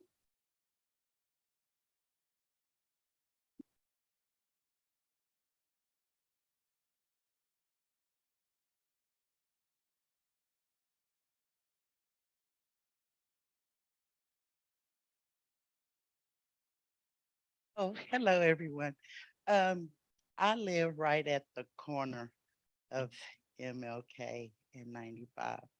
Now, they have not tried to put any big trucks through there or anything else. They will have to, and I said this on last week, they will have to use my driveway, my side of my house, in order to pull in any RVs, anything like that. Now, I don't want to have to come out of my home and look at storage buildings. I don't want to have to look at RVs. I don't want to have to look at chain link, uh, barbed wire fences or whatever else. Now, I'm for you, Mr. Sweeney, or whatever, but I, I'm opposed. I'm sorry, but if you wouldn't want it in your neighborhood beside your home or whatever, by you walking out and looking at this every day. So in our neighborhood, and there are new homes that has just gotten built, and you will have to go in their backyards just to bring these items through there. And they just been there less than a year. They wouldn't want that either. So if there's a way, we don't want it. And I'm sorry, we just don't want it. So that's all I have to say.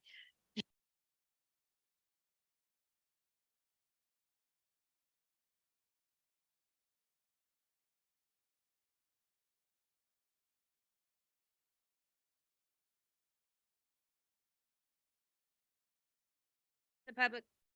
Oh, I'm sorry, you have. No. Do you want to comment now? You may go back in. Okay, oh, sorry. Well, I thought so, but I know. Okay. I will close the public hearing and go back into the open meeting. Next item on the agenda, discussion and action on a replat at Smithfield City Town Site Block 66, Lot 1, 2, 3, 4. Property owner Sweeney Projects LLC, Logan Sweeney. Yes. Thank you, Mayor. Robert, just help me out a little bit here. I got to this one kind of late because the budget preoccupied a lot of time, but the C2 General Commercial District zoning, if I'm reading this right, building should be located on or near the front building line with parking in the rear. Traffic generated by the uses will be primarily passenger vehicles and only those trucks and commercial vehicles required for stocking and delivery of retail goods. Is that the applicable language or verbiage for C2, or is that just a section of the overall, and there's other sections that would permit what he's proposing? Other sections that would permit what he's Okay. proposing. Okay, so I get, it begs the question, in light of the email that you shared with us that you got late, there may not be the ability to do what he's proposing to do, but he's not really asking for that today. Is that correct? We're just asking for the replat and then the variances? Correct. Okay, but he's well aware of these other challenges.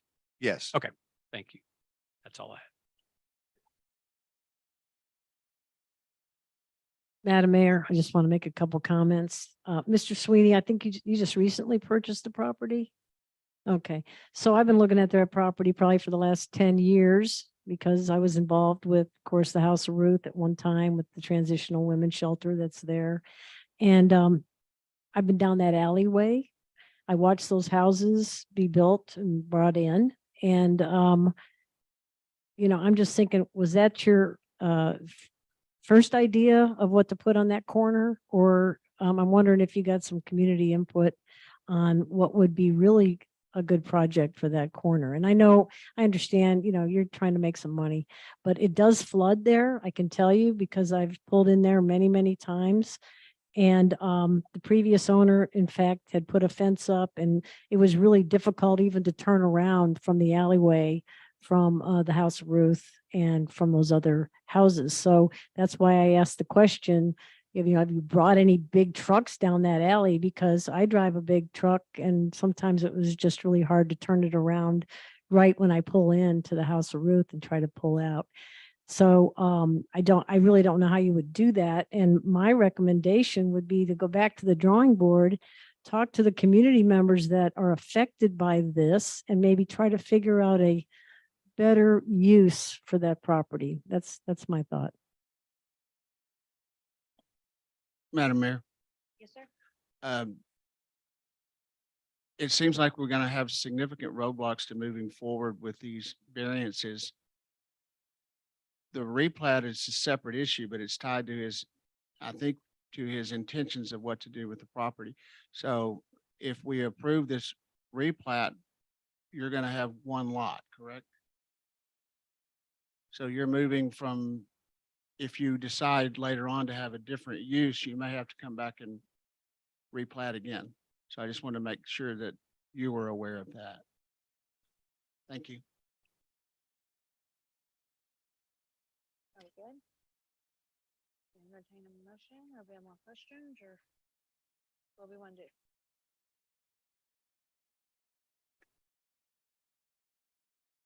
For the public's information, I cannot vote on this. Logan is a family member, so I have to abstain from voting. Thank you for mentioning that. Okay.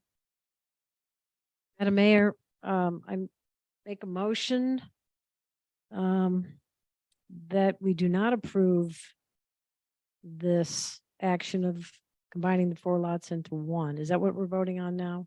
On number 14, yes. Number 14, at this time, until we can get some more information. So I'm Would voting you against it. have to have to give- say why you're making that denial? You have to specify what what it Okay, is. I'm sorry. Not I'm- the variance, not that variance part. It's I'm denying. if you deny it, you have to specify exactly why you're denying it because of a flaw in his plat. Hmm, And then he has 15 days to come back and, and fix it. okay, so But maybe if I'm waiting for nothing's- the second one. Okay, never mind. I'm waiting on number 14, 15, excuse me.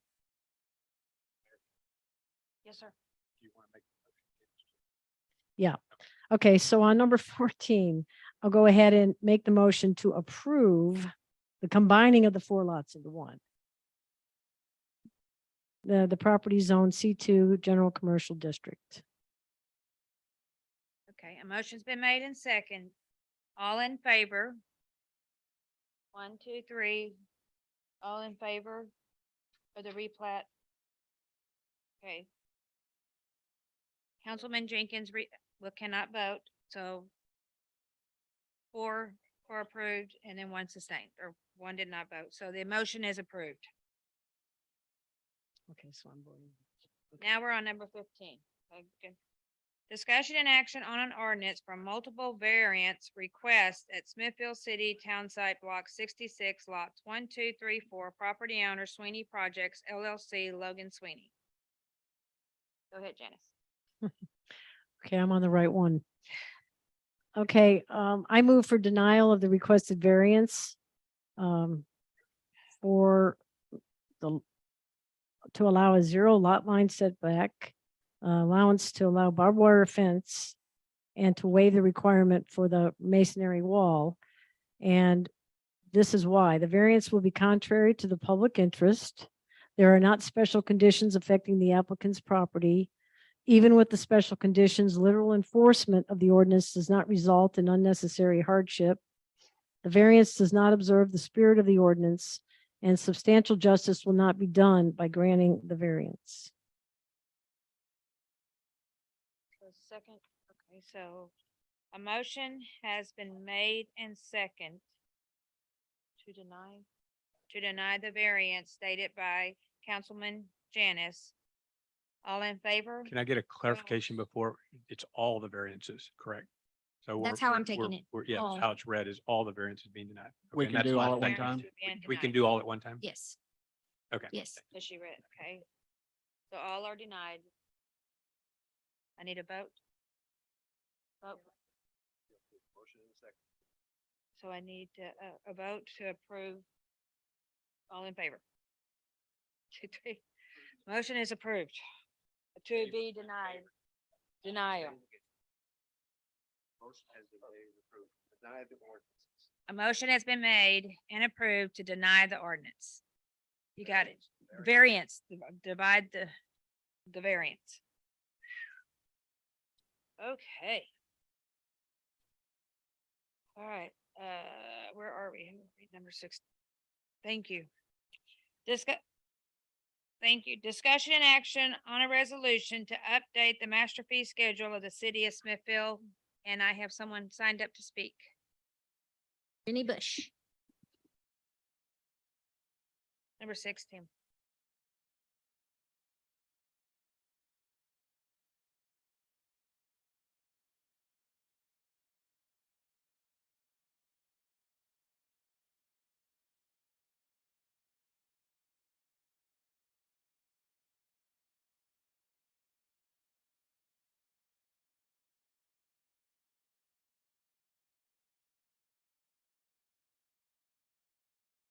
Jenny Bush, 204th Avenue, Queen of the Hill.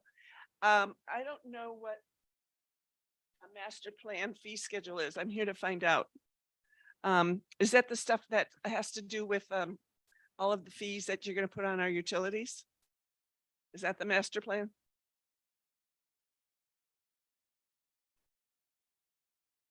The master fee schedule is being put up here. It's all the fees that are charged cemetery plots, building permit fees,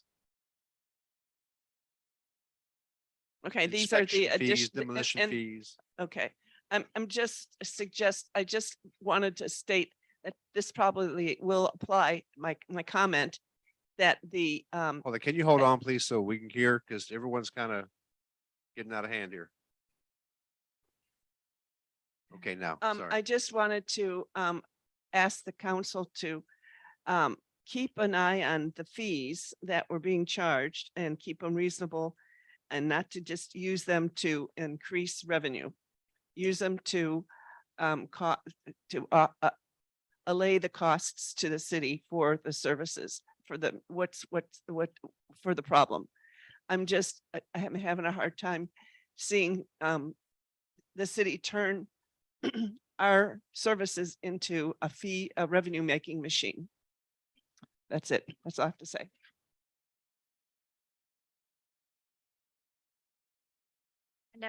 That's it. Anybody have anything to add to the discussion action on resolution update the master fee schedule? Madam Mayor, Yes, okay, I want to please. make sure, because in the new fee schedule, and I made this comment earlier about the recycle center membership fee inside the city limits and changing that to $50 instead of 75. But we didn't take any action on the recycling. We didn't take any action on the recycling. Well, right? we're taking action on the fees. Oh, okay, I must have an old copy. Okay. Okay, thank you. It's been corrected. Okay, so Make one comment to Jenny's remarks, and I can really appreciate it. But I want to remind everybody, and I learned this myself in the last 3 years, the city operates with two buckets. It has a general fund and a utility fund. The general fund spends the money for the most part, although property taxes come into that general fund and some fees. But that's where your library, your police department, your rec center, your employee, all that stuff is in the general fund. The utility is what makes the money. So when I hear people say that they don't want the city to make money off of citizens, I get what your point is, but I hope you understand that's what we have to do in order to fund libraries and police and these other things. So the point is there may be some opportunities to look at expenses, which I think is a very legitimate observation that was shared, which is there's a lot of expenses that we probably, didn't have as much time as we all would now like to have in the future budget process to dig in, maybe an extra workshop or two to really dig in the expense side a little bit more. I just want to be really clear. We're all citizens too. Everything we vote to raise up here, we pay also. And we absolutely have to rely on taxes and fees and things in order to generate the revenue that keeps the library and the rec center and the police department and the other things going. So just wanted to make that point. make a motion? Someone make a motion?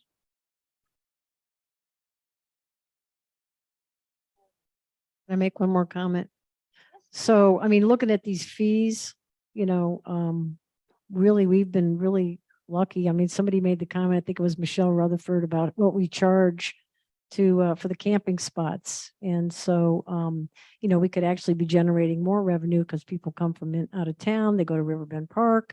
And so, some of these need to be really looked at because I think really probably they're a lot lower than most of the cities. I don't know, but I know that we don't really have high fees. I've been here almost 30 years and I can talk to people from out of state and I tell them, hey, this is what we pay for this. And they're like, oh my God, this is fantastic. I mean, that's why people come here, we do have some good quality of life. And I think these fees can be looked at also, and we can see, hey, maybe we need to cut or maybe we need to increase our fees.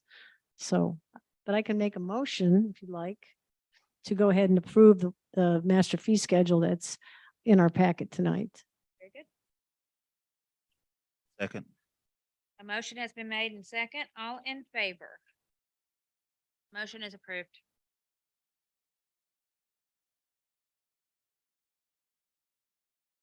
Edward, did you want to speak? Oh.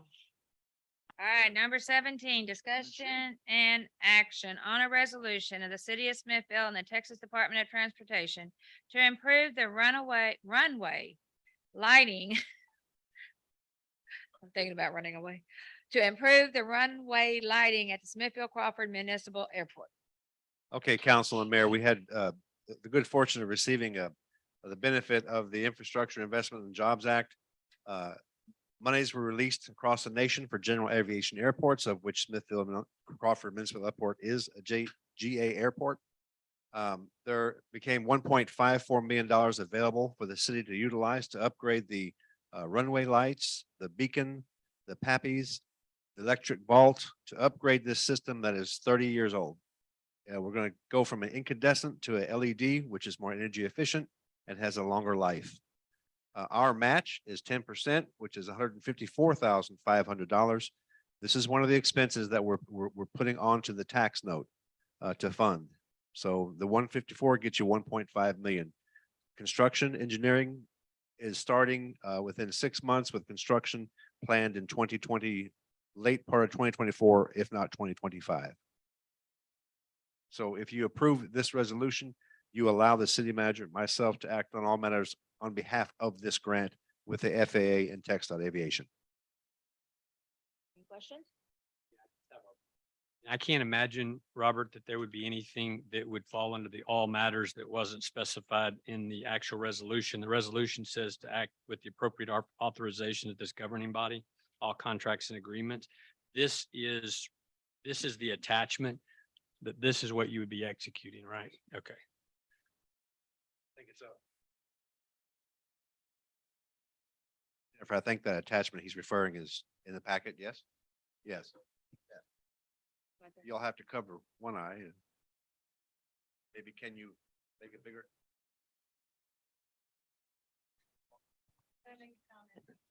I mean, this is economic development. The fact that we've got this airport, oh my God, this is amazing. And as folks really start to come here, because, you know, people like to fly small planes, and then we've got cars out there that can bring them in to the town.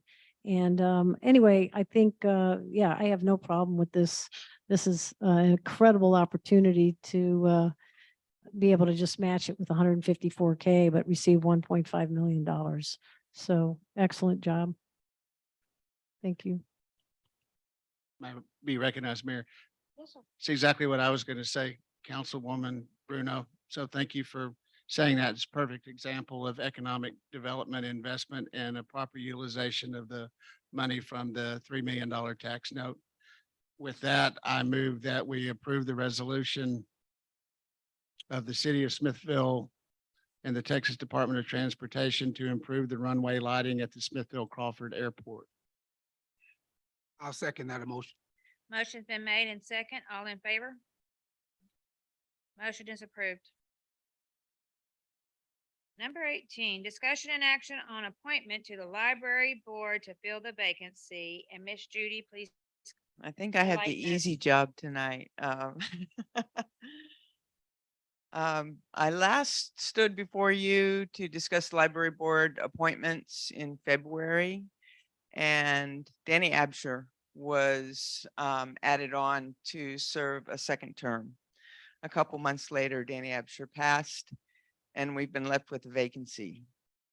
Danny is going to leave some big shoes to fill. He represented a lot of different groups within the community, whether it was his presence on the Chamber of Commerce Board and his interaction with those chamber members and those board members, or whether it was his nightly walks with his dog and the amount of people he would speak to and bring some of that information back to the library. So Danny was an educator, he was an actor, and he didn't do much acting at the library boards. I mean, he was himself, and and he will very much be missed by the community, but also by the library and the library board. So trying to add somebody to fill his seat, I believe that we have come up with somebody who applied, and David Edwards has long been with the Smithville Independent School District. We have worked with him as a school district employee. He was an administrator. He worked with federal grants, and so he knows his way around the grants. but he's also a firm believer in the importance of libraries and the freedom to read and what libraries bring to the community. So your application, his application is in your packets. And I'm asking that you approve him to fill the vacancy left by Danny Absher. Thank you for your remarks about Danny. He was a kind gentleman, a nearby neighbor, and I would argue that his dog walked him, not the other way around. Oh, good memories. Anybody else have any questions for Judy?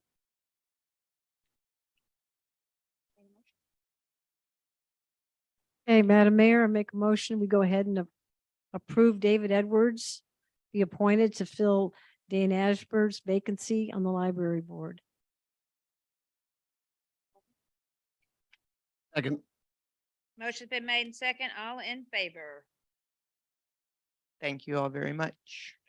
Approved. Thank you. Number 19. Discussion and action on approval of the financial report. Come on down, Cynthia.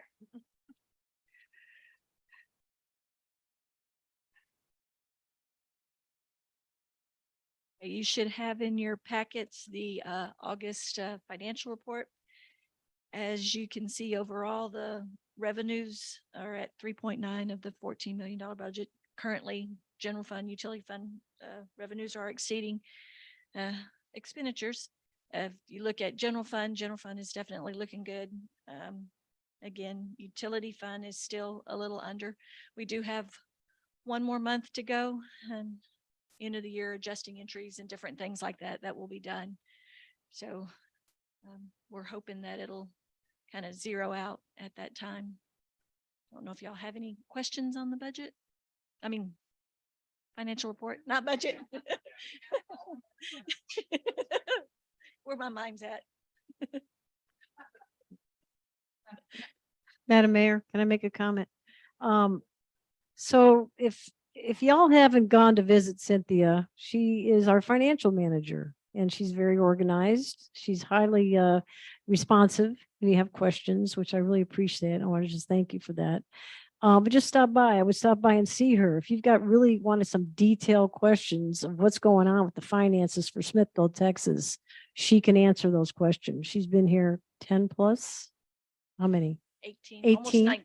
19. So she's one of our salaried directors. I don't know really. I think we're training somebody right now to fulfill her role. However, she is a blessing to the city because if somebody's not there to handle all these big numbers that we throw out, you know, it could be a disaster. So I just want to thank you, Cynthia, because you've done a great job, a tremendous job, especially when we were on like version number 4 and 5, and you had to change all the numbers. So I just want to thank you publicly. Thank you. Thank you.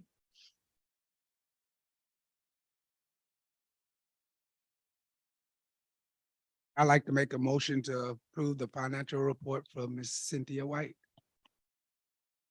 Motion been made and approved. And all in favor? 1, 2, approved. Thank you everyone for coming tonight. This meeting is adjourned.